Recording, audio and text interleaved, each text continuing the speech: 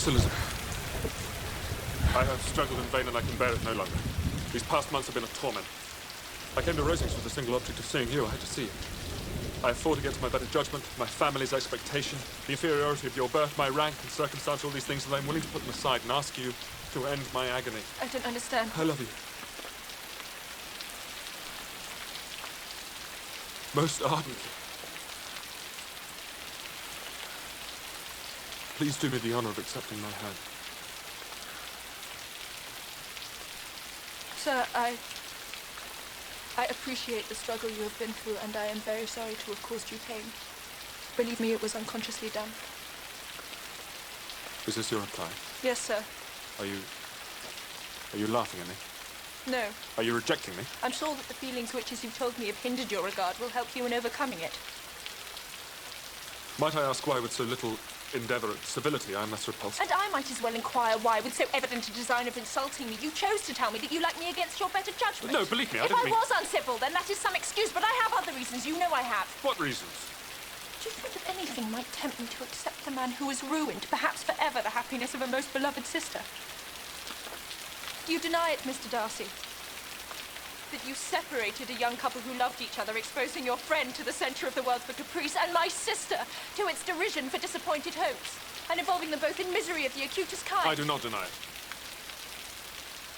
How could you do it? Because I believed your sister indifferent to him. Indifferent? I watched them most carefully and realised his attachment was deeper than hers. That's because she's shy. Bingley, too, is modest and was persuaded she didn't feel strongly Because for him. you suggested it. I did it for his own good. My sister hardly shows her true feelings to me.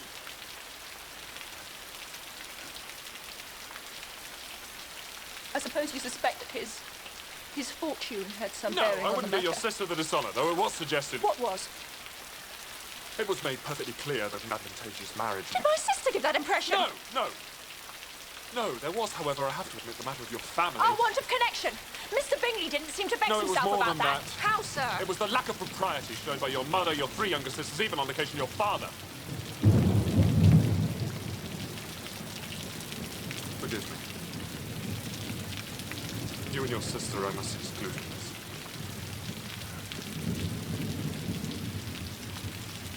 And what about Mr. Wickham? Mr. Wickham. What excuse can you give for your behaviour towards him? You take an eager interest in that gentleman's He concerns. told me of his misfortunes. Oh, yes, his misfortunes have been very great indeed. You ruin his chances, and yet you treat him with sarcasm. So this is your opinion of me. Thank you for explaining so fully. Perhaps these offences might have been overlooked had not your pride been hurt by my honesty in admitting scruples about our relationship. Could you expect me to rejoice in the inferiority of your circumstances? And those are the words of a gentleman.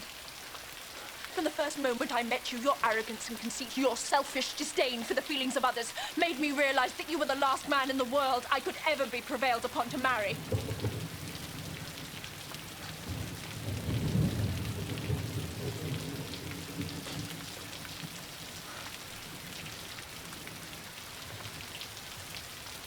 Forgive me, madam, for taking up so much of your time.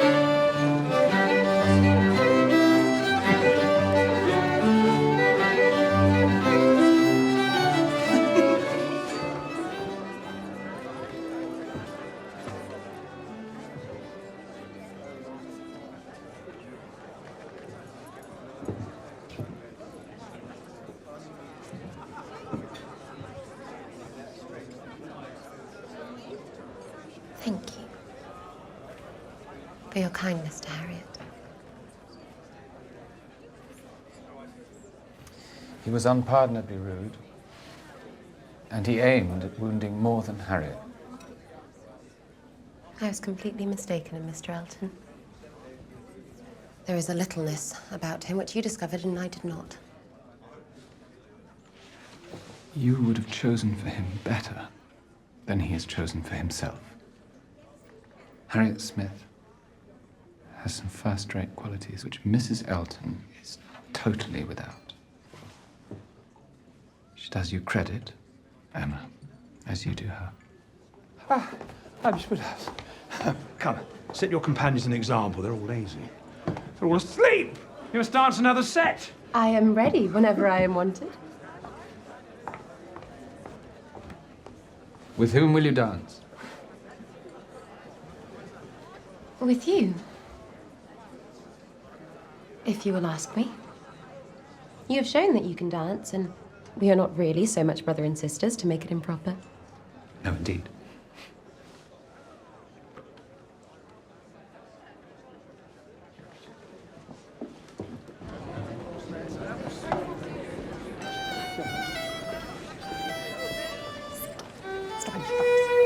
I'm not embarrassing.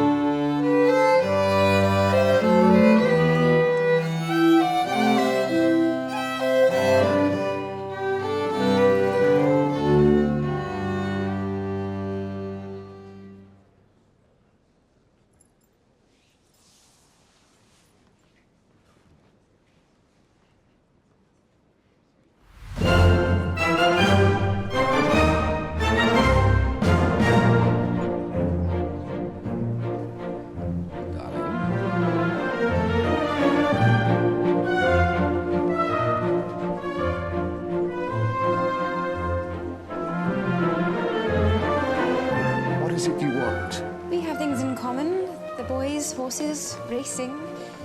And there must be more if we look for it. I wanted to be friends. Well, we'll have to see. No, dear.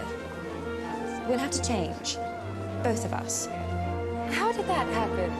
Was it you, Mama? How did you do it? Simple. Rudy as the king, I as the queen.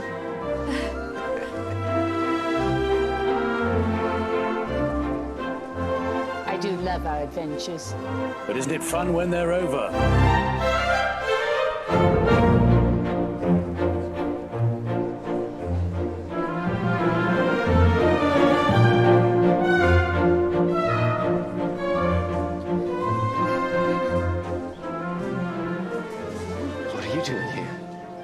To see the dancing. So I thought I'd pretend I was bringing Lady Bagshaw a handkerchief. I can give it to her if you'd like.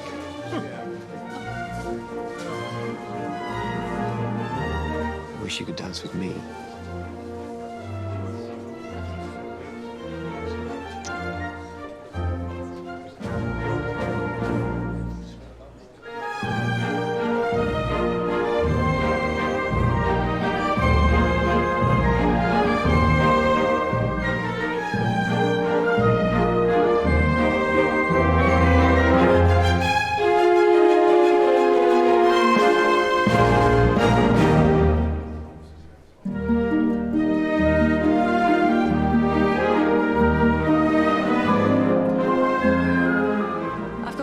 For you.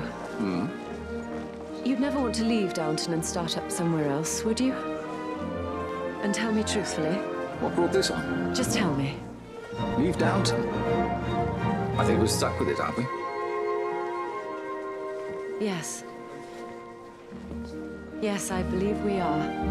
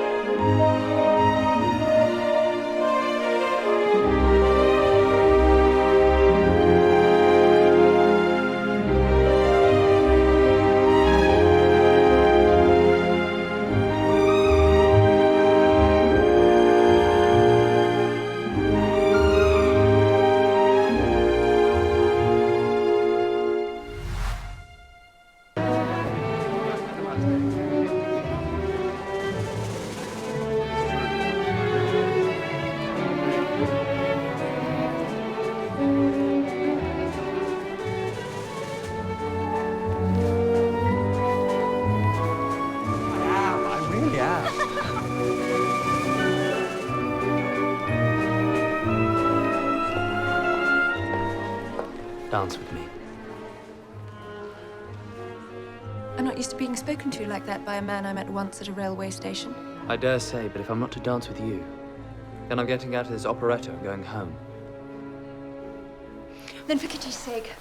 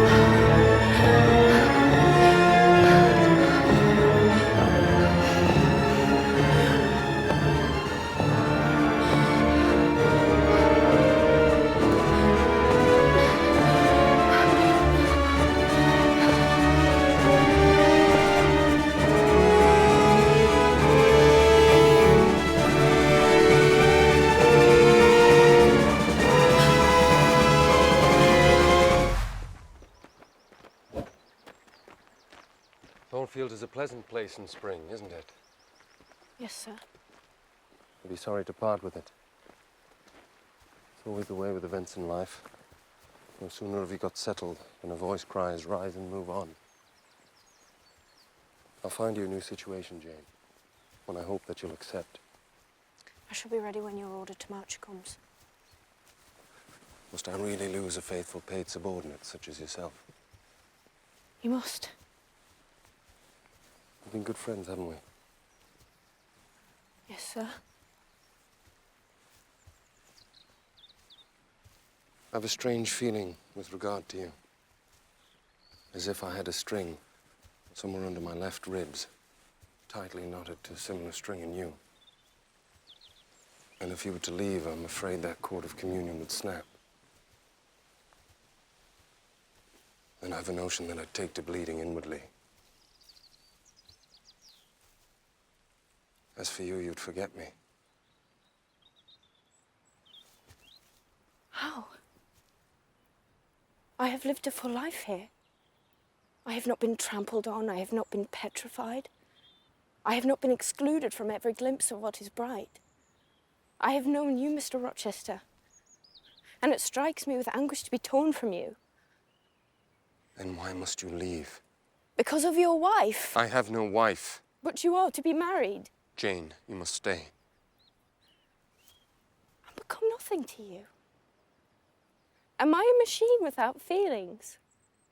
Do you think that because I am poor, obscure, plain and little, that I am soulless and heartless? I have as much soul as you and full as much heart, and if God had blessed me with beauty and wealth, I could make it as hard for you to leave me as it is for I to leave you. I'm not speaking to you through mortal flesh. It is my spirit that addresses your spirit, as if we'd passed through the grave and stood at God's feet equal, as we are. As we are.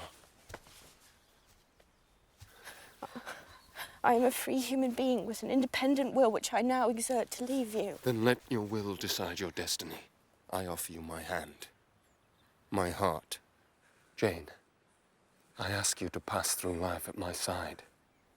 You are my equal and my likeness. Will you marry me? Are you mocking me? Do you doubt me? Entirely. Your bride is Miss Ingram. Miss Ingram, she is the machine without feelings. It's you, you rare unearthly thing. Poor and obscure as you are, please accept me as your husband. I must have you for my own. You wish me to be your wife? I swear it. You love me. I do.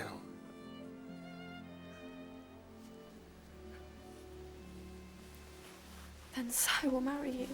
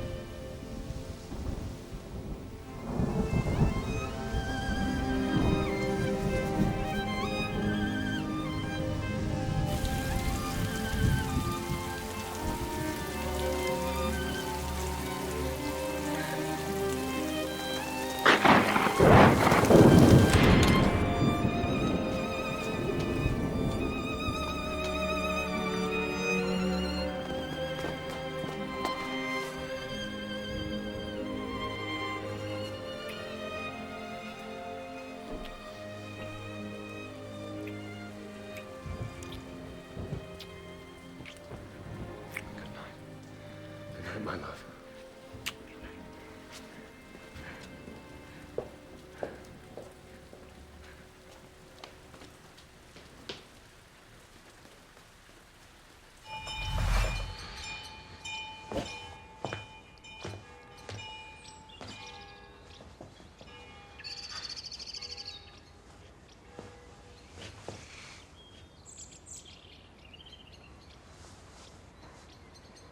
It was a mistake. Bryony read it. But I'm so sorry. It was the wrong version. Yes. It was never meant to be read. No.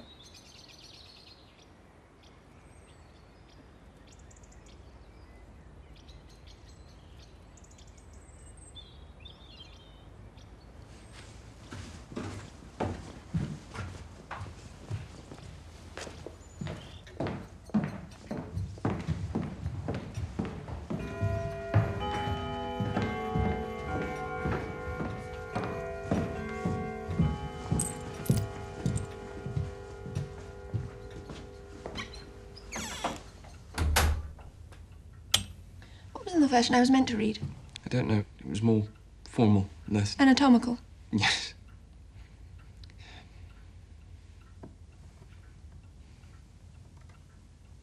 It's been there for weeks, and then this morning by the fountain.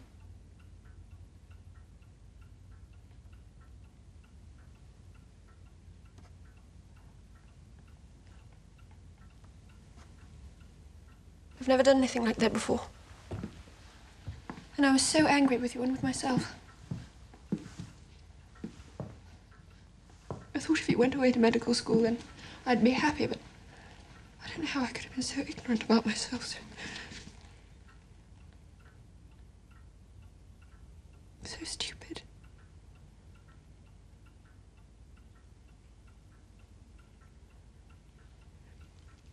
You do know what I'm talking about, don't you? You knew before I did. Why are you crying? Don't you know? Yes, I know exactly.